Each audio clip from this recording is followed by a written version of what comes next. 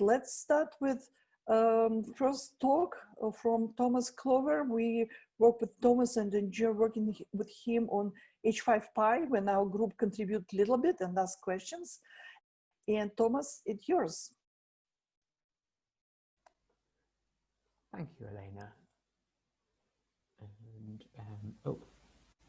And somebody needs to turn on the ability for me to screen share. Yes, I'm trying to release the screen and give me a second.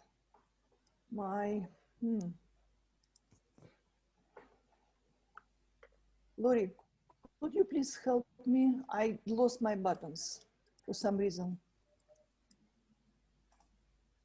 It should be available now. Sorry about that. Okay, thank you.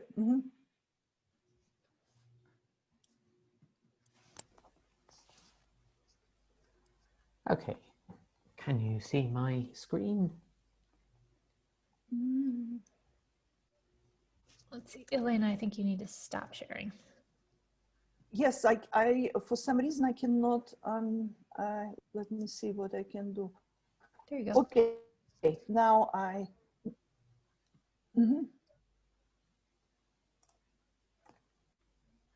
Okay, can you see my screen now? Excellent. So yes, I will be talking about H5Pi a bit more tomorrow, but today I'm just introducing a small tool, or sort of a pair of tools that we've put together for exploring the structure of HDF5 files. So we do a lot of work in Jupyter notebooks, like this one that you can see on my screen. And exploring an HDF5 file using H5Pi directly is a bit slow and cumbersome. So we can open this file, we can use this f.keys to see the immediate contents of the root group of the file, but then we don't know anything about what those are. So if we want to see what one of those is, we have to go and see, okay, that's a group, so we can go into that again and see what are the things inside that. So this works, but it's a bit slow to see what's there. Obviously, there's applications like HDF View and Tables, and I know that Loic was presenting H5 Web yesterday, which is a web-based take on a similar kind of application. But if you're already working in a notebook, then it's a bit of a pain to have to sort of switch context completely to an application, find the same file that you'd already got in your notebook and explore it that way. So we created H5Glance, which is kind of a H5 view or HDF view, but minimized and inside the notebook. So glance for just getting a quick look at something.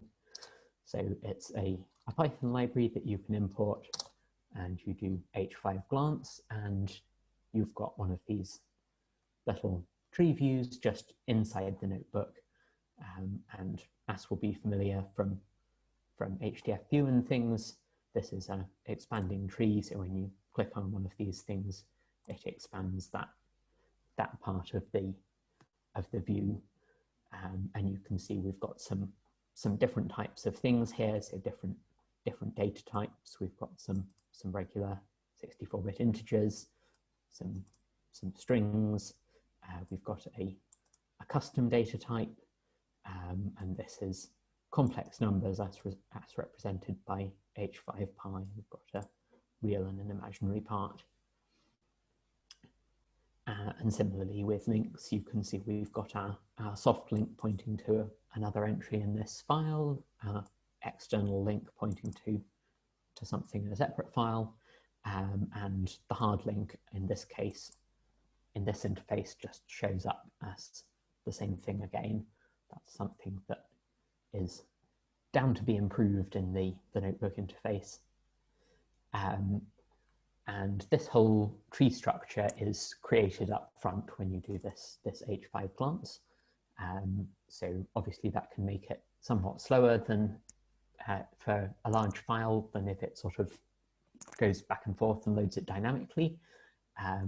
But it means that that entire structure is there saved as part of the output of the notebook.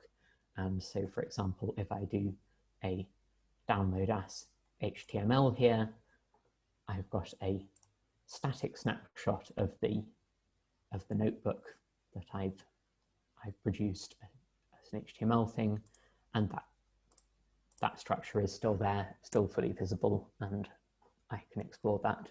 So if you want to say, if you're writing a tutorial or something and you want to say, like, this is the structure of this HDF5 file, then you've got it there as part of your output, with no special measures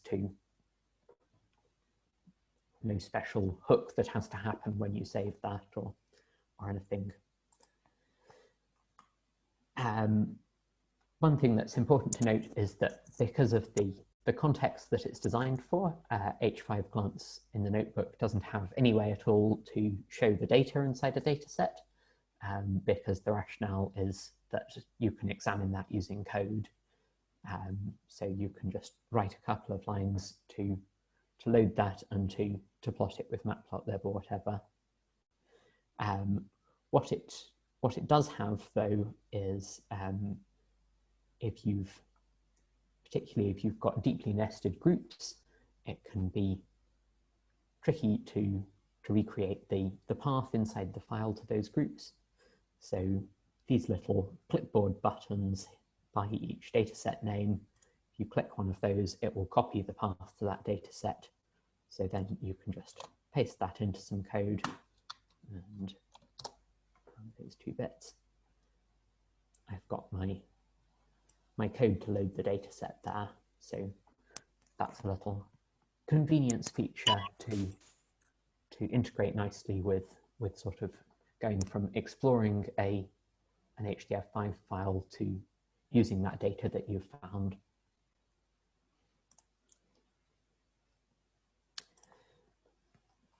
Here's a more realistic example, and this is the structure of the kind of files that are created at European Exfil, which is where I work. And this has got about 900 entries in this file in total. So you saw when I ran this, it takes sort of a second or so to go through that file and find all of the entries. But then once it's done that, you can explore all of this with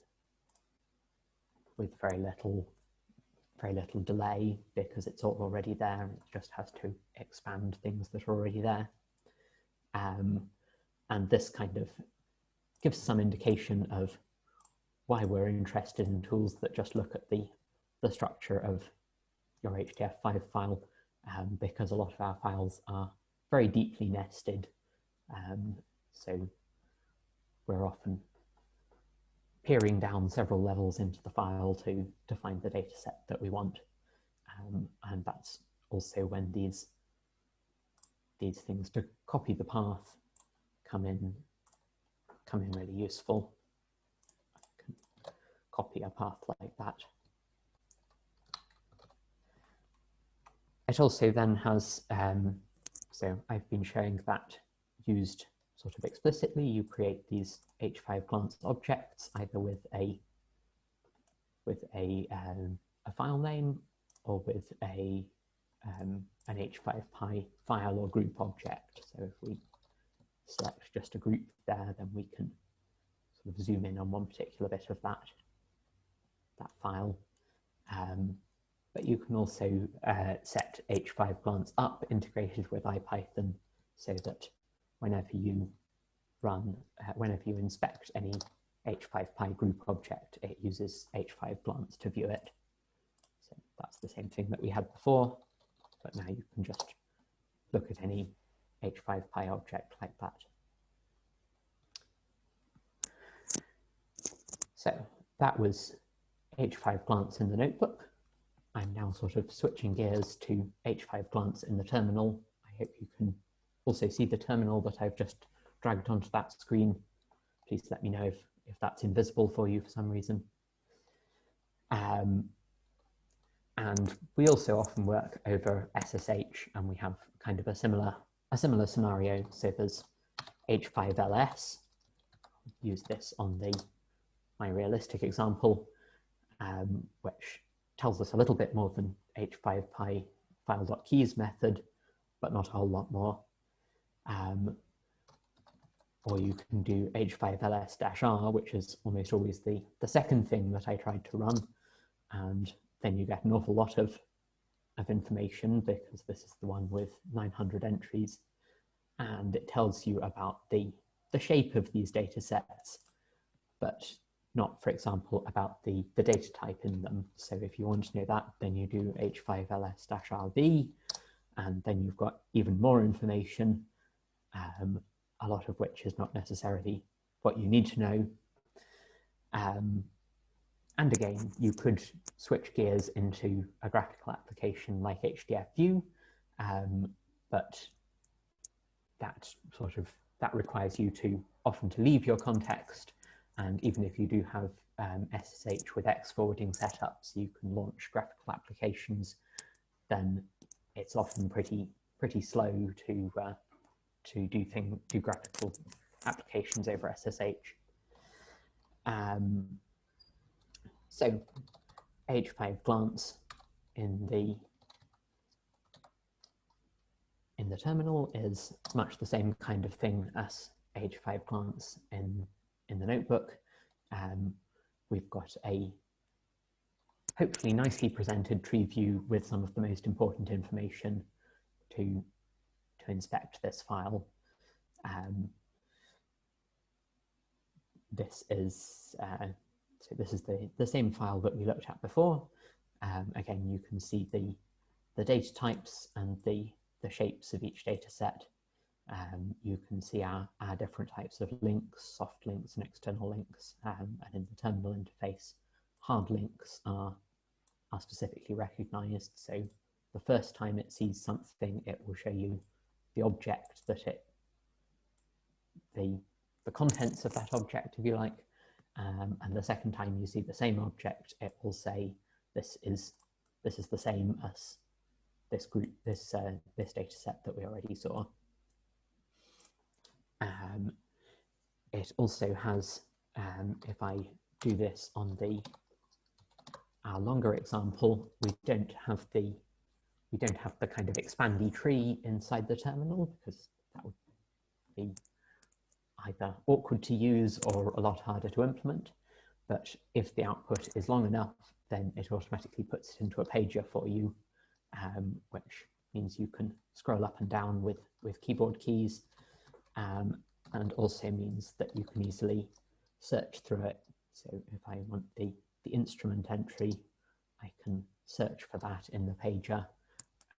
And this is all functionality that we get for free from the pager, which you've probably used for lots of other commands on the terminal.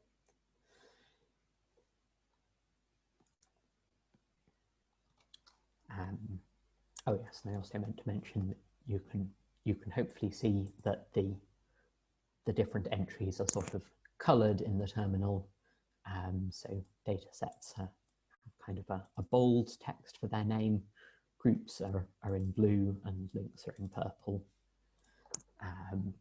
And it's smart enough that if it knows the output is being piped, then it will turn that off and just give you plain text.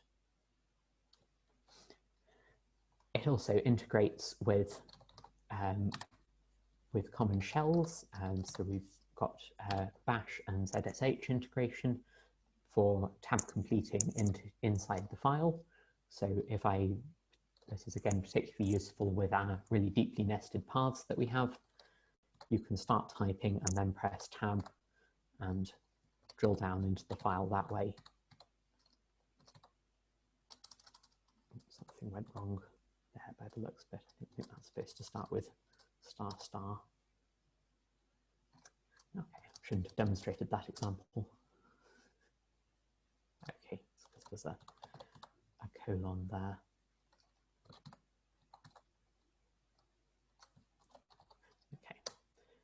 a bad example there. It doesn't like the bits with a colon in them.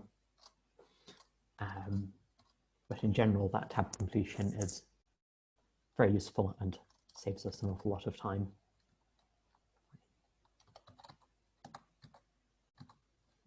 Same one again. Control example.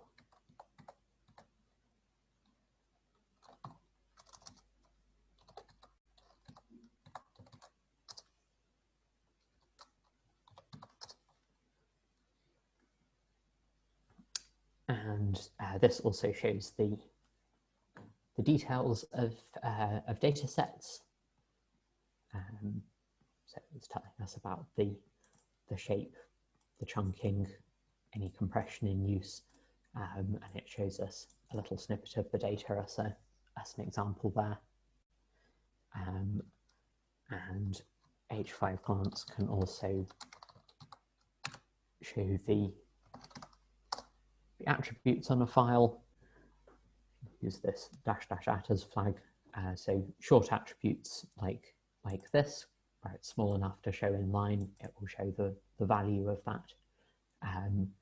While longer attributes with more data, it will give you a similar sort of view to data sets to tell you about the shape of that attribute and the data type that it contains. Oh yes, and one more detail I wanted to mention is that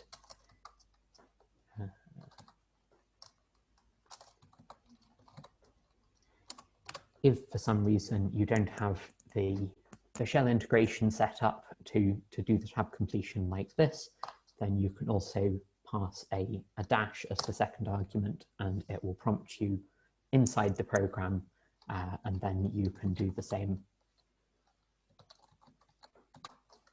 tab completion as an extra step inside it. So yes, thank you. That was everything that I was going to show. Are there any questions? Thank you, Thomas. And we have 3-4 minutes for questions, so please go ahead.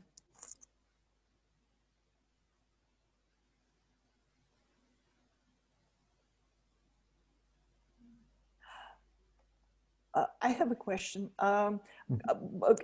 Does your tool handles compound data type and how it's displayed? Yes. So like the complex complex numbers here is H5 stores as a compound data type. So it looks something like this. I see. Sorry, I didn't. My screen is too small. I see. And that's similar in the notebook you can see here. Very nice. Thank you. Any other questions? What about following external links? So at the moment, it doesn't. At the moment, it just shows you where the external link goes. Is that something that's relevant? I mean, if it's not relevant sort of to the audience that this is aimed at, then that's perfectly legitimate. But is this something that's sort of in the back of your mind, or? Yeah, it's in the back of my mind. Our use cases don't actually use external links at all. Okay. It was actually recently changed in the notebook because it was showing it was following the links and then showing the things at the link, but then the copy the path to the copy the path button was copying the path from the file that the data was in rather than the path through the tree that you could see. So we actually changed that to match what the terminal does and show the links like this. But yeah, that may be a place to expand in the future, an option to follow the links and show the data there. Very nice. Yeah. There's a question in the chat window. John is asking, how does it handle cyclic links? So the terminal interface at the moment doesn't try to follow any links. So it will, they both display soft links, and the hard links will, the terminal interface will show you the second time it hits them that you've got a hard link, so it will never get itself into a cycle. The notebook interface, it's probably possible at the moment to put it into an infinite loop if you have a cycle of hard links. Thankfully, that doesn't come up very much. But yeah, we should protect against that. Thank you, Thomas.